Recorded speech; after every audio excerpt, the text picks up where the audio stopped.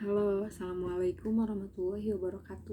Di pembelajaran kali ini kita akan belajar tentang menyajikan informasi tentang perubahan energi dalam bentuk rangkuman. Coba dibuka bupenanya halaman 142. Nah,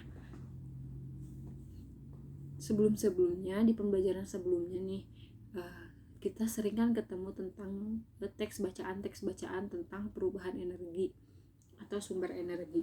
Nah,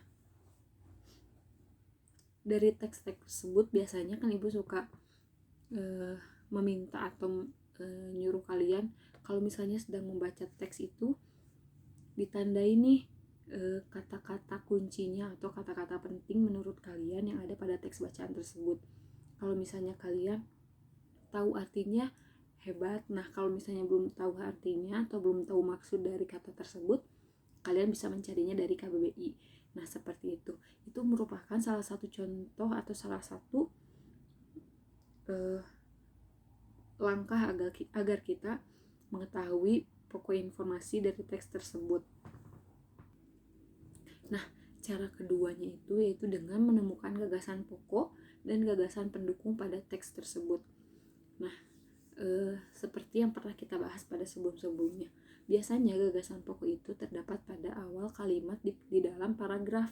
Nah, dalam sebuah paragraf bisa, tapi tidak hanya pada awal kalimat saja. Biasanya gagasan pokok itu ada pada awal kalimat, di tengah kalimat, atau pada akhir kalimat. Nah, kalau misalnya gagasan pokoknya ada di awal kalimat, berarti awal kalimat dalam paragraf nih, berarti kalimat selanjutnya itu adalah gagasan pendukung dalam paragraf. Kalau misalnya gagasan pokoknya ada di tengah nih, di tengah paragraf tersebut kalimatnya itu, berarti kalimat sebelumnya dan kalimat sesudahnya adalah gagasan pendukungnya.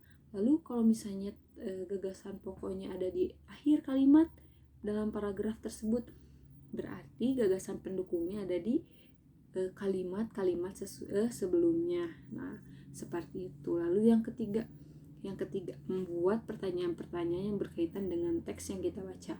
Nah, biasanya jika kita ingin menemukan informasi penting pada teks bacaan menggunakan pertanyaan-pertanyaan, kita itu harus menggunakan 6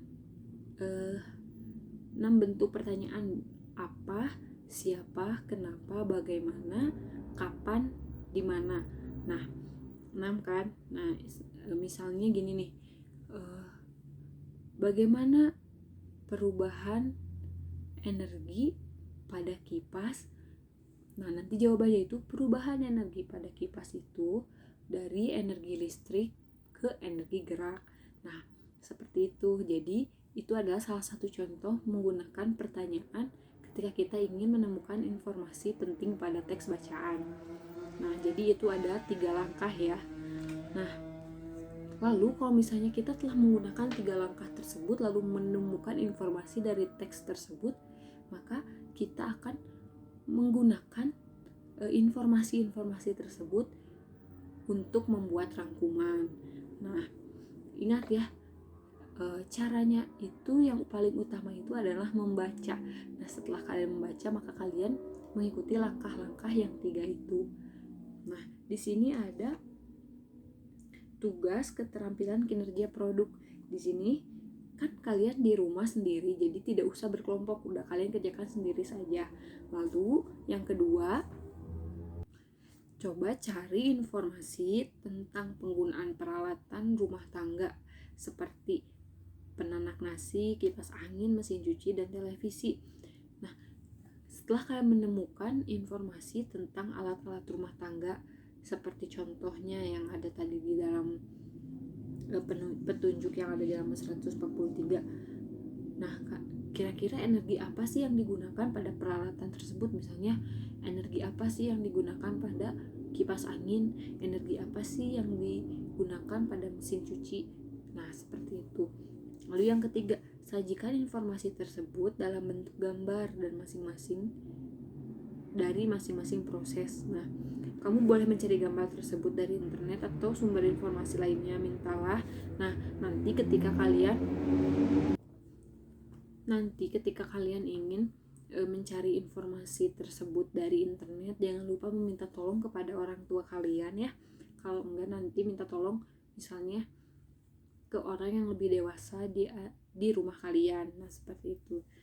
Ingat ya, minta tolong ke orang tua. Misalnya ibu minta tolong cari informasi tentang alat rumah tangga, misalnya seperti itu, yang menggunakan perubahan energi. Nah, seperti itu. Lalu nanti kalau misalnya informasinya telah kalian dapatkan, coba buat poster. Misalnya kalian menggambar kreatif menggunakan krayon, atau mungkin menggunakan pensil warna, atau mungkin menempelkan gambar dari koran misalnya. Nah, boleh. Tapi kalau misalnya mau menggunakan pensil warna atau krayon saja juga gak apa-apa, udah bagus. Pakai spidol misalnya boleh. Nah,